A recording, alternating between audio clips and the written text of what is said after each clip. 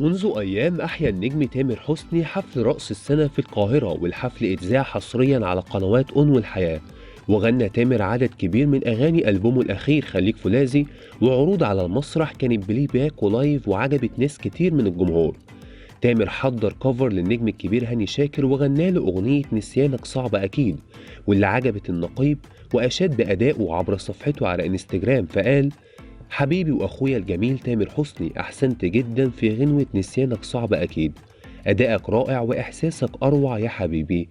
فرد عليه تامر وحكى قصة الأغنية وليه اختارها هي بالذات، فقال: أستاذ هاني شاكر، اتعلمت منك كتير ولسه بتعلم، مبسوط من قلبي إن أدائي عجبك. واللي ما يعرفش قصتي مع الأغنية دي، زمان ما كانش أي حد ينفع يغني غير لما صوته يجاز من أكبر لجنة استماع في مصر من خلال أغنية بيختارها المطرب، وسيحدد مصيره بعدها يصلح أم لا.